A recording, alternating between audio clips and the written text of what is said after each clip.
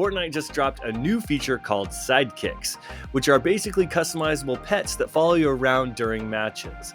Now, some of you OG Fortnite players are like, wait a minute, like 3 years ago, I already got a pet and it was supposed to be exclusive. And I did have Bonesy, and I still do, but now they're gonna sell him.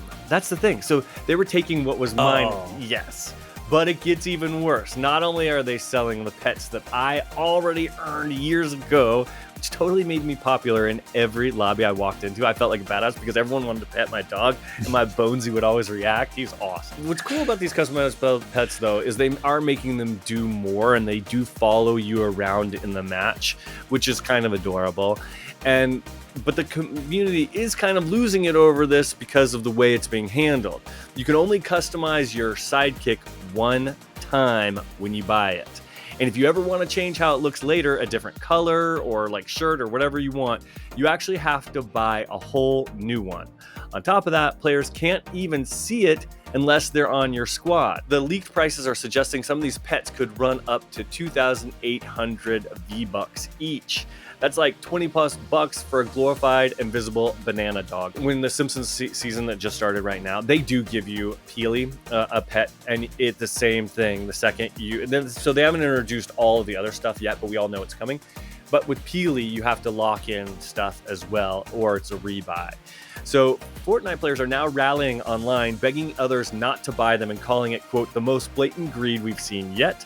Epic's apparently sending out surveys to players asking how mad they are about this new cosmetic update. So they're clearly aware of this.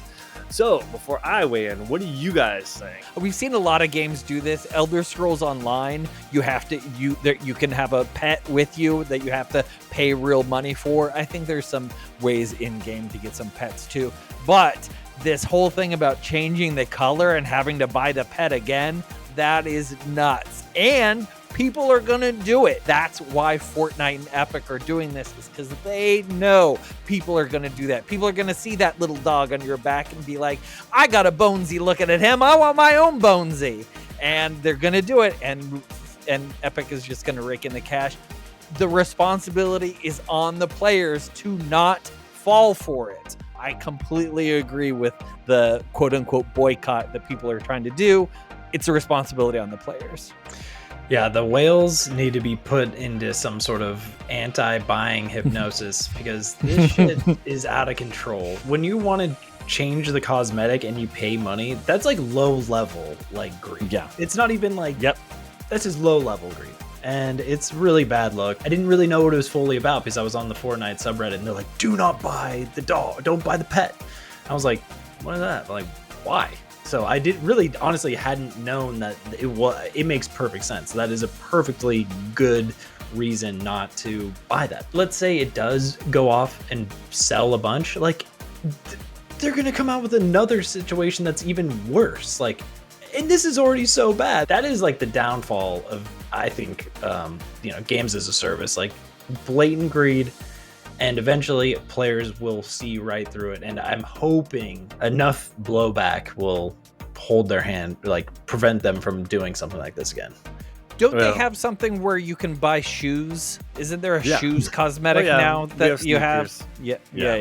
I agree. This is too far. This is a level of greed I have not seen. However, I have to say that with The Simpsons launching this past weekend, for the first time in a long time, I was put in a queue on Saturday trying to get into a match to play with my buddies, and I had to wait 7 to 10 minutes just to get in the game. Now, the Simpsons map, yes, it is too small, but it is truly phenomenal. They did put out a press release saying, sorry, we had over 3.5 million players or whatever on the weekend or whatever, which isn't their highest. I think it's like their third highest. They've gone up to 7 million and stuff during big events. And their Superman event that we just had not too long ago was even bigger. But I think this was really unexpected for them to see how big it was because the whole queue that we had to wade into. And that tells me that the level of interest here, this thing's going to get swept under the rug. They're going to get away with it. And it's unfortunate because when players speak up and they boycott or they do something, we see changes. Destiny 2 tried to do this exact same thing. When we all bought Destiny 2, we could change the color of our outfits all we want. And then, sure as shit, they released shaders. And they locked colors and color schemes, and we couldn't change things anymore, and they wanted to charge them. They still do charge them. But they made them, when the community outreach and outcry was so much, they actually made shaders much easier to get. They made them rewards and that sort of stuff. So they responded, and I don't think that Epic has to here, and I don't think they will. And I think this locking the color thing, if we don't change it now, it is going to be symptomatic of all the sorts of emotes and cosmetics going forward.